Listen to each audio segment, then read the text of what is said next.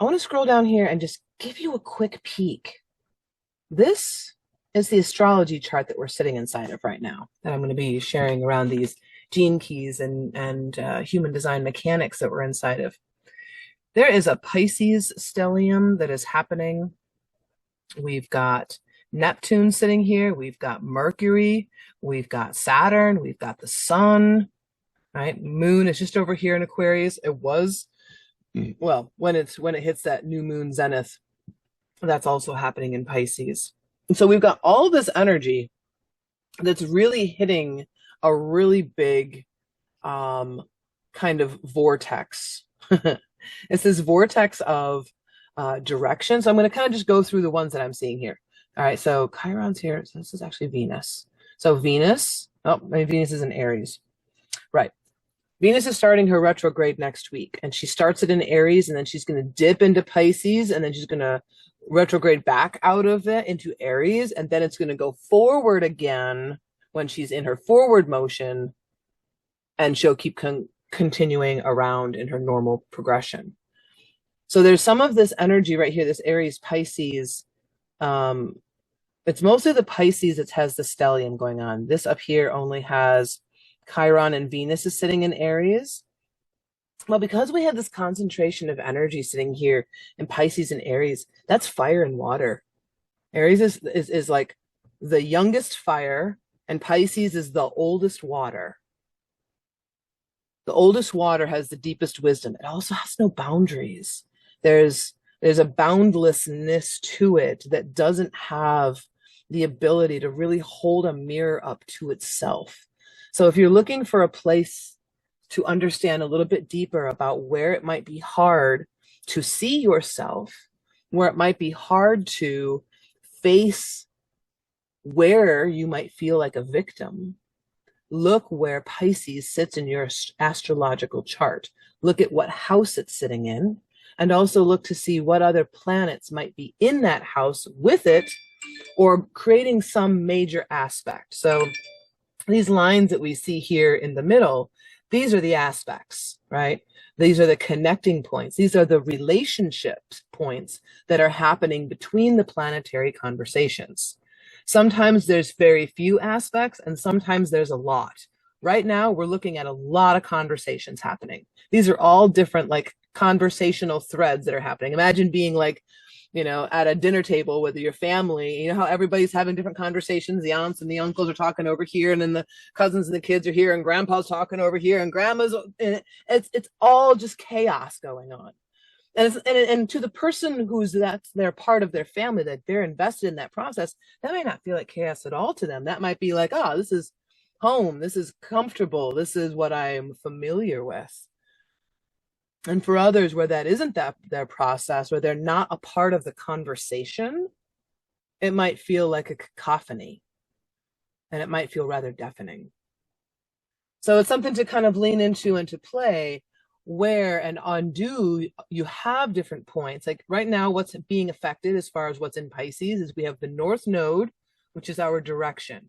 So our direction is in the realm of the watery land. So it's like that boat rising and cresting at the whims of the ocean tides, which is an entirely different kind of way of flowing and being than to try to be with the process of how one tries to have a direction, have a forward momentum without having any boundaries. Boundaries is so much what helps us to understand what to push off of, what to pull ourselves with. I think about how serpents move along the ground, how they pull themselves with their musculature and their scales, how fish move through water and how their fins pull and push, and that's how they propel themselves. And I think about how we propel ourselves through these times. How do we propel ourselves through grief?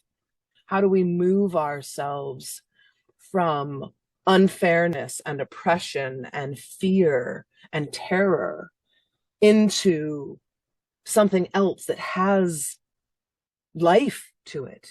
It was in a beautiful circle today, run by an amazing group of people. I'm not even certain all of what to call. I know the circle is called Walking in Balance. It's led by Elder Strong Oak. And Rhiannon Zorn is the one who invited me to this circle space. And it has been a profound exploration of these different concepts. Like 2 weeks ago, we talked about respect, and this week we talked about balance in regards to racial injustices and looking at things like social injustice and humanitarian injustice and emotional injustice and um, land-based injustices, racial-based injustices, gender-based injustices, right? And what is injustice except that a boundary has been crossed, a harm has been created. And so it's like, it feels like Pisces invites us to explore all of it, right? Like there is no boundaries, which means there's very little lines to say this is right and this is wrong, except that there's a certain je ne sais quoi, a certain kind of feeling that we get when it's yes, more of this, please, and no, thank you, less of that, please. And so that North Node in Pisces is it's a very watery kind of direction. We also have Neptune in Pisces, and Neptune is already the dreamland. It's already the soul realms. And so we have the soul realms walking inside of like the soul lands of the water lands. And so there's a lot of juice in the dreamland, which also might equate to a lot of need for sleep. It might just simply show up as a lethargy of the waters in one's body, like a very slow, sluggish, heavy feeling. Sometimes I just want to go curl up in my bed and I just want to let the heaviness sink me like it would through the waves and like resting down at the bottom of the bottom of the pool when I was a kid. And letting that be nourishing rather than letting that be what it might have been in the past, which was more of a, oh God, maybe this isn't worth trying anymore. Maybe this is just the way it, like succumbing to that weight in a way that is detrimental, as opposed to being with it in a way that becomes nourishing and nurturing. We've got Mercury sitting in Pisces. So our language, I mean, here I am speaking, I am trying to give data, and what is coming out is like poetry and prose and I'm wandering all over the place. So I'm giving you a wonderful example of what Pisces and Mercury is kind of all about, and that it wants to talk about deep things, and that it also might not know how to use words very well, because it's less about words and more about emoting, feeling, being creative, painting, drawing, even simply laying there with your eyes closed or open and imagining things, letting imagery float in, letting yourself be inspired by sometimes nothingness and sometimes just little flavors of what might pop through. We've also got Saturn in Pisces. Okay, so now Saturn, this brings a whole different spin to it, because Saturn is the limitations. It is our challenges. It is our, have you met the muster? You know, like have you met the standard? And so to meet the standard in a watery realm, to meet standards where there are no boundaries, for Saturn, it has a bit of a, it's a stabilization inside of destabilization that may cause some internal destabilization. Our insides don't like being looked at and going, let's assess you. Do you pass standards? You know, like it's a little bit like trying to ask logic and emotion to meet each other. It's not that they can't. It's also like trying to put two magnets at each other and either feeling them pull together, or if you turn one around, you feel them repel each other back, right? So it's a bit of a mechanical process in that way. And we've got the sun sitting here in Pisces as well, where this is the time of year where we're sitting in Pisces. And so how we shine, it's like shining water through the ocean. Have you ever looked at ocean or sun rays piercing the ocean? It's this very beautiful kind of like ethereal movement of light and frequency that is, it's a very different kind of illumination than what you might see if you're looking at the sun and it's bright and sunny outside, and you know you are seeing things with a stunning kind of clarity. So there's a deep realm that's happening in this way and in this world. Remember, Pisces is the last sign of the zodiac. A piece that is playing a low, deep thrumming pulse in this whole process is this Pluto that's sitting right down here in the first degree of Aquarius. And so Aquarius is kind of like that, it's a newness, right? It's a changing into the new. It's a very mental energy. It's understanding things. It's speediness. It's technology. It's aliens. It's things alien to us. And it's sitting down there, and it's sitting in gate Pluto. Pluto's sitting in gate 41. I'm just gonna scroll up real quick to my, yep, Pluto is sitting in gate 41. This is a kind of like an ephemeris that I made for this just now moment. So I took this just now chart here with the human design side of things, you know, where it shows us that we have a solar plexus defined to the throat, and we have a solar plexus to the will defined. So we've got a lot of energy. This by itself is a manifesting generator energy. You got you got motor to the mouth, and that's what the solar plexus is, a motor. And you've got all these 6 gates, the 6, the 37, 22, and 36. All of this whole upper side of the solar plexus is defined. So there's a lot of emotional energy that's trying to lift its way to the voice. And there's only one that's actually getting all the way, right? So there's this deep pushing upward of energy that is trying to happen. So Pluto, gate 41. Pluto's sitting over here in this chart. And in this process of all of this energy of Pisces kind of filing its way out, by the time these planets come back around into this similar configuration, this configuration that we're in right now won't come around again for another couple hundred years. There's a lot of new things like, oh, we haven't seen this kind of configuration in over 3,000 years. And then other ones where like what we're having now, we won't see again for another few hundred years. So like some major marker points are really being hit. They started last year. There are definitely a lot of them this year. We've already been through some of them. So these are like major and deep cycle shifts. We're moving out of, so there's, for those of you who've worked with human design, y'all know about incarnation crosses.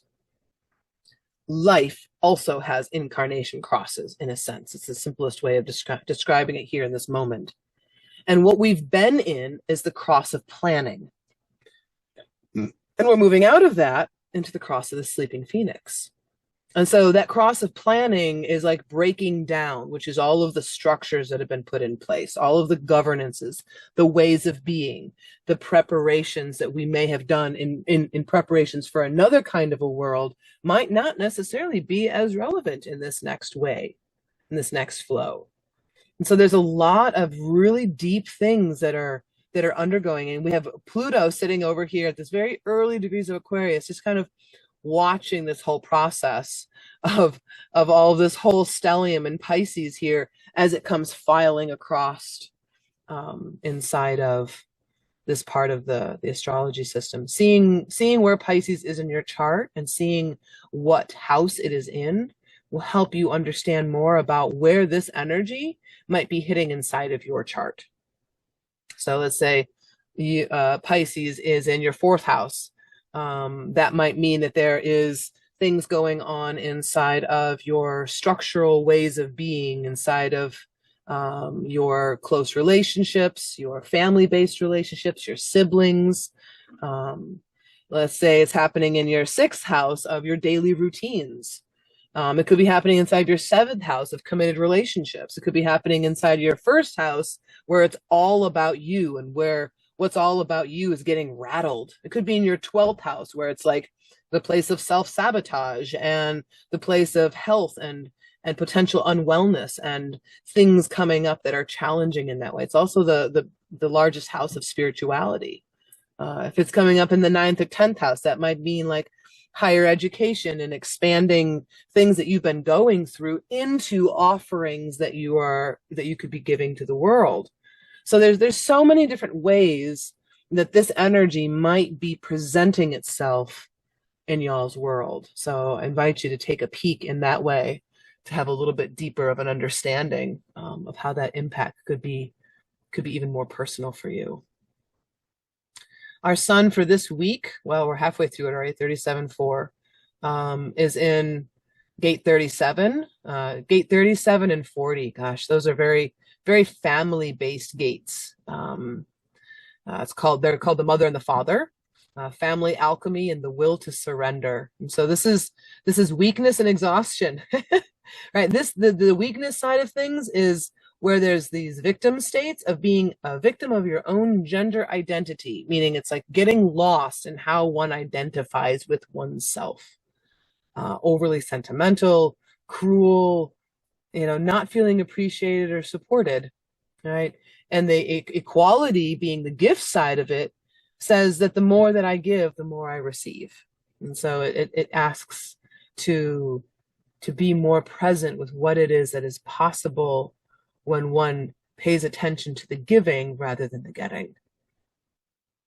And that energy, that's that 70% neutrino stream that's kind of coming through in this world. We have the mechanical aspects of friendship and loyalty, Pisces and solar plexus. It's a projected channel, tribal ego, initiation. This is all about the mind. So even though it's in the solar plexus, it's still about the mind and how the mind is going to think its way through things. Mitra is all about the evolution of consciousness, right? So how are we going to evolve this kind of process and not have it only being about, sexuality and only being about, like, here we've got some human design notes. It's part of a sexual stream. It's got emotional nervousnesses around traditions, around will the tribe and the community be able to survive? Will I be able to survive inside of the tribe? So that kind of like, how am I going to be inside of this mechanism? Negotiation, negotiator, and community. How we hear and hold other people's stories makes a huge difference. And the earth energy is kind of like where we're standing. So where we are at, we might be struggling through things like loneliness or working to keep on with our determination. We might need lots of alone time. We might need to keep being present with that determination to break free from the obligations of the things that we've chosen, by being able to go away and be alone in one's own aura, one's own energy. That being a very necessary component, right? This is Virgo energy. So in order to be precise and with the details of the thing of life, oftentimes that means being able to be alone in one's space. Yeah, and here we're looking at exhaustion, the energetics of force and will, dilemma of excess.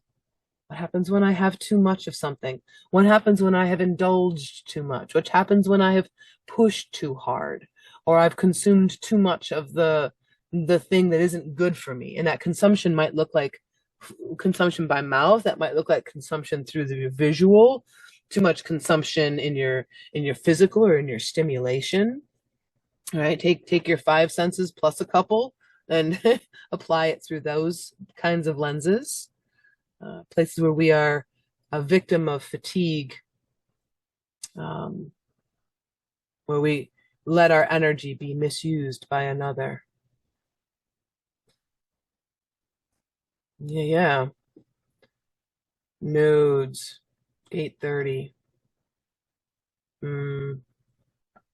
It's in Aquarius. It's probably because it's in Aquarius now.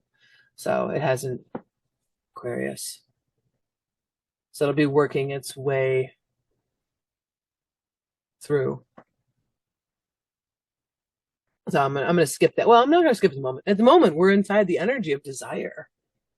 So we're sitting inside the energy of the shadow of desire, the gift of lightness, and it's also the siddhi of rapture. It's called the fire starter.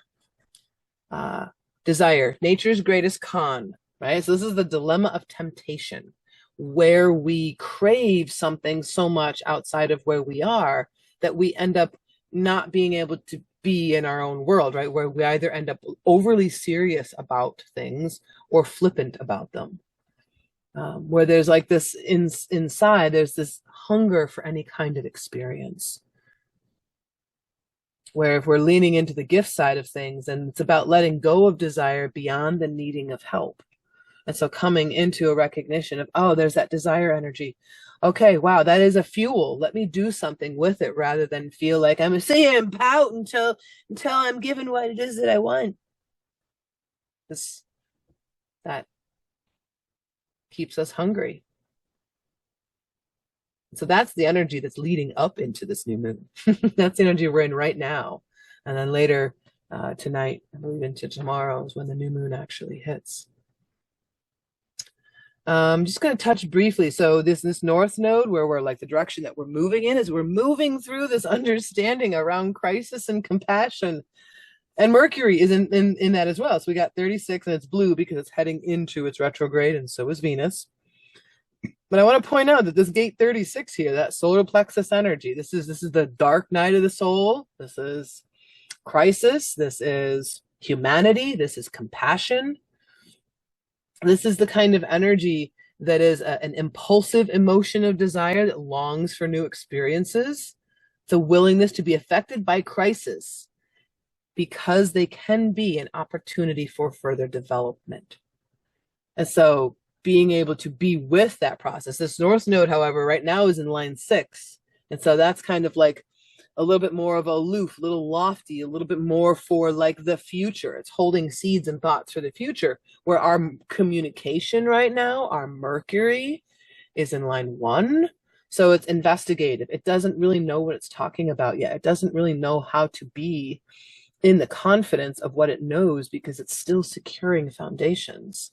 So it could be very insecure. The way we speak over this next week, we're in line 1, right? And so we don't go retrograde with the Mars energy until Mars goes retrograde, or Mercury, excuse me, Mercury goes retrograde on the 15th. And as of the 1st, so in just a couple of days is when it starts to hit its retrograde shadow. So don't be surprised if things start to be a little funky. Tune into them. You know, remember, retrogrades mean reevaluation, reassessing, and every little Mercury, every little retrograde is a slightly bit different, not only between from time to time, but also between planets. So Mercury retrograde, because it's all around communication and thought forms, is like reassessing, reverbalizing, reformulating with language and words and descriptions and understandings. It's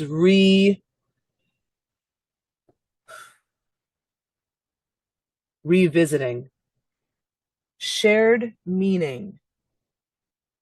There is so much difference in how we might hold the story of what a word means. I know this may sound really strange to some, because I have been told that I sound very strange to some people. And I would love for the people to hear me to be like, I hear you. And the people who are like, huh, to maybe listen in a little bit more. Shared meaning means that when I say this word, it means that I have this kind of experience with it.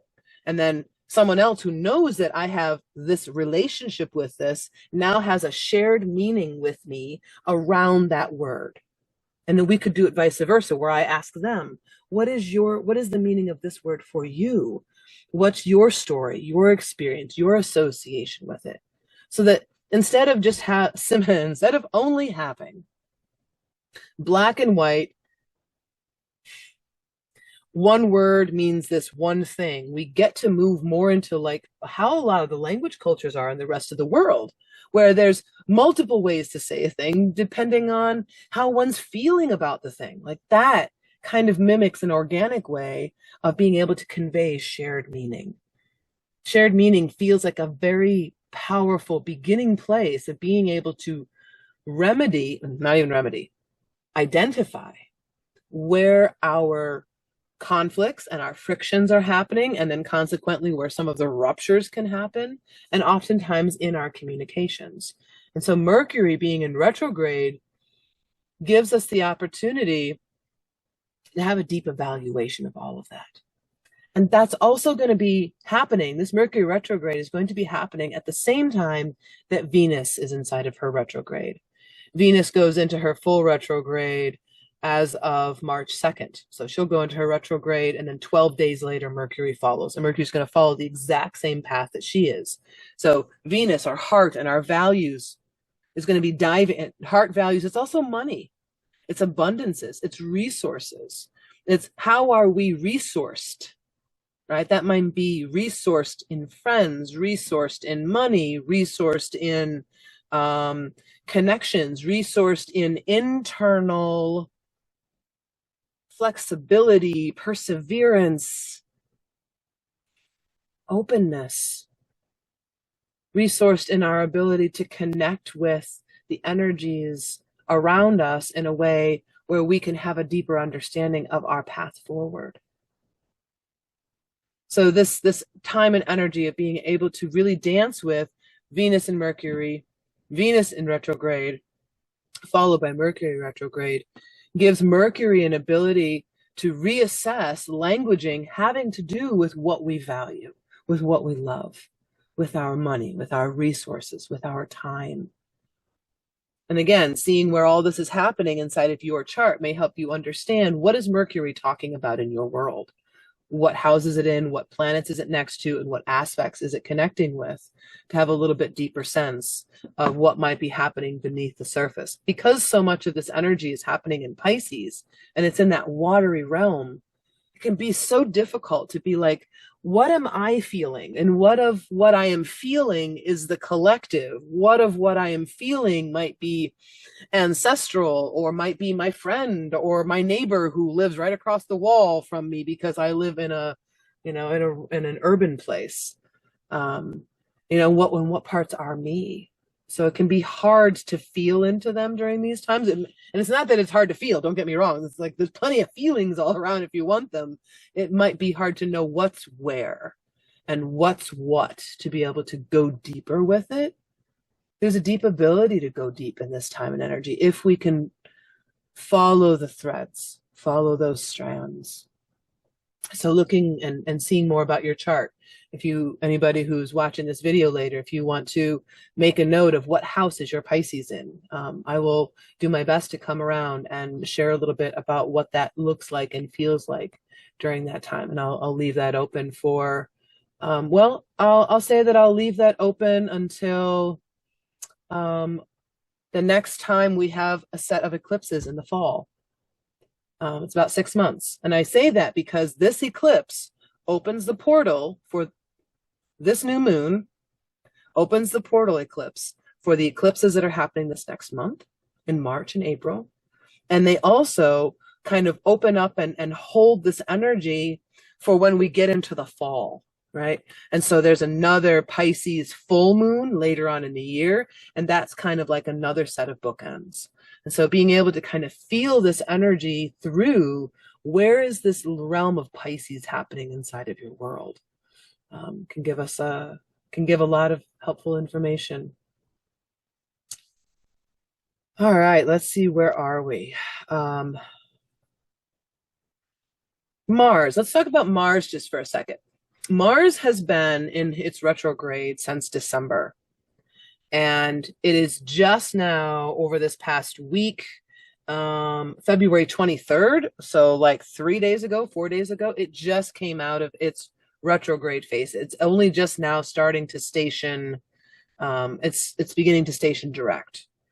And it's starting in gate 53. And it's actually going to sit here for like 3 weeks, sitting over this 17 degrees of Cancer that's right over gate 53, line 3. And so it's about this energy around starting things and being in a state of readiness, being prepared for what wants to come. This is startup manager energy. It's the willingness to start new developments and advance them steadily and patiently. So holding on and being with the thing as it's moving through is what Mars is all about right now. And Mars is, so just to be clear, Mars is debilitating Cancer. It does not, it's like asking Aries, the war god, to go chop potatoes in the kitchen. Like it's just, they're opposite ends of the coin, so to speak.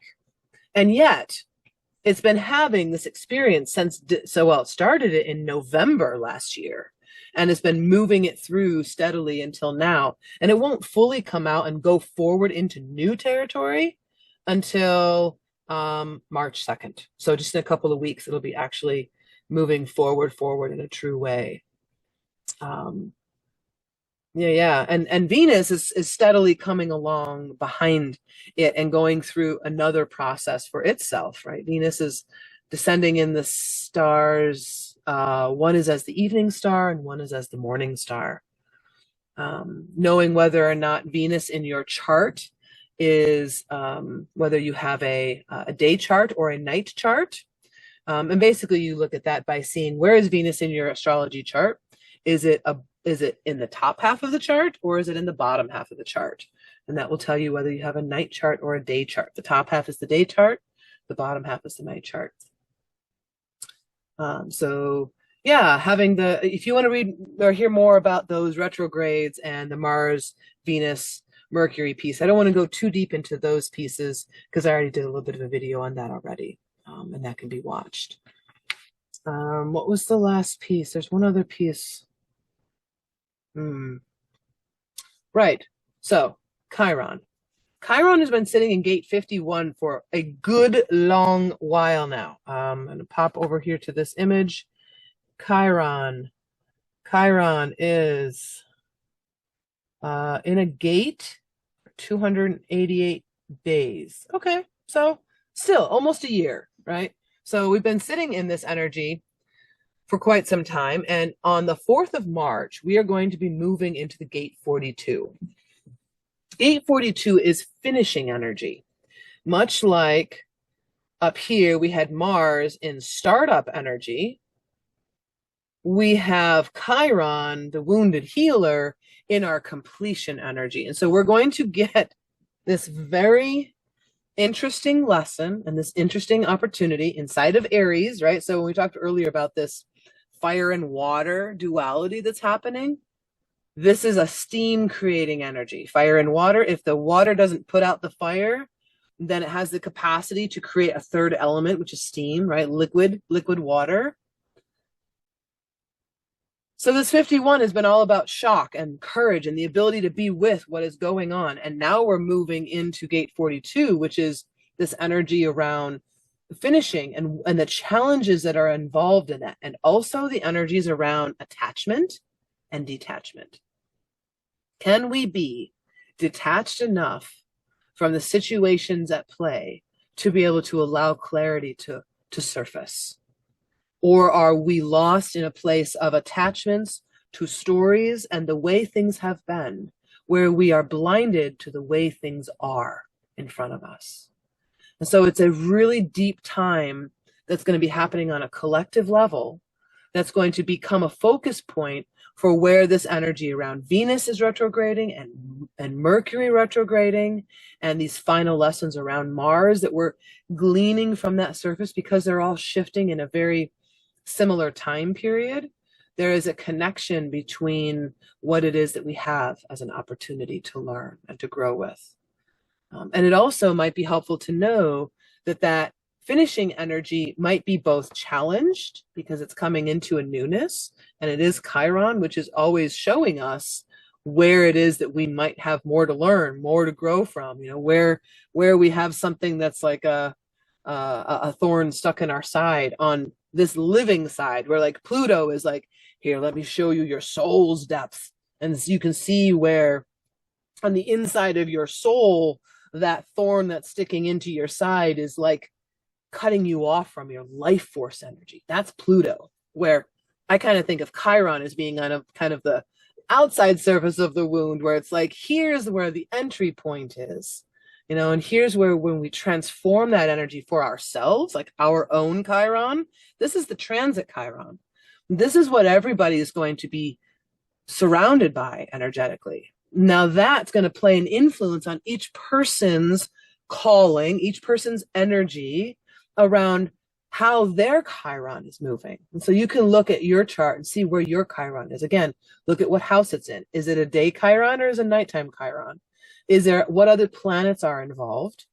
And are there any major aspects? that are happening. And so you can start to see where attachment, detachment, and that ability to complete energy plays a role in your world. All right, beautifuls, that is feeling mostly complete. I'm going to come back into this world and just share a moment with you face to face. There we go. Now, I invite you this week to be with yourselves and to be with what is coming up in your world. And when you feel lost, to reach into the energies of the elements around you. You know, most of us can step outside and stomp our foot on the floor. We can put our finger up in the air and feel the wind if we open up our door outside. If it's sunny outside, we can put our face up to the sun and let the sun warm our cheeks. We can run our fingers underwater and we can drink water that's warm or cold. So we can come into relationship with some of those very simple elemental aspects that might go a really long way towards helping us to feel grounded with our words, right? That wind, the words, the hearing, the speaking, the thinking inside of here. All of those pieces wrapped together and weaving with elements of fear and anxiety that can be shaped and turned with inspiration into how we communicate, right? Taking those elements of water and feeling into where we have that grief inside of our world. Where's the crusty grief for you? Where are there places where it's fine, I don't feel anything, it's good, and then all of a sudden you might all of a sudden randomly feel this deep wave of grief, and you're like, oh good God, that feels like a tectonic shift in my being. There's a lot of griefs that are moving. Some are ours, some are collectives. The best thing that we can do is allow them to move, allow them to shift, and to become something different in our being. To allow the sun's rays to kiss our face and feel that fire element. I feel that I am here. I am here for a reason. I will not be silenced. I will be who I am to the fullest of my ability. And I will let in what it is that wants to teach me. And I will disallow that which would come in and try to corrupt me. Right? That ability to be here solidly. We need healthy egos. That's healthy confidence. That's a kind of compassionate love for self and presence and life that might be really helpful in the times to come. And lastly, that element of earth, stomping your foot on the ground, jumping up and down and really feeling yourself in time and space, this somatic experience of like shaking ourselves back into ourselves may be very, very important over this next month to 6 weeks as the eclipse energy rolls through on top of all of this Piscean welcome to the ball kind of kind of prelude that we're inside of. Then that earth energy, allowing that cellular, that physical, very physical energy, right? Earth, north, physical, air, south, mental, fire, east, and spiritual, and north, and earth, and physical. Letting ourselves be deeply physically in our bodies, bringing a groundedness into our way of being. So deeply important in these times to come. So that's a little taste from the emotional elemental bridges, which sometimes feels like a very simple way of taking in-depths like astrology and human design and gene keys and applying them in a little bit different way. So, all right, I feel like that is a completion for me this evening. And I'm going to go back and spend some time with the Meeting of the Crossroads folks. And I look forward to seeing all of you in Facebook in the comments. And until soon.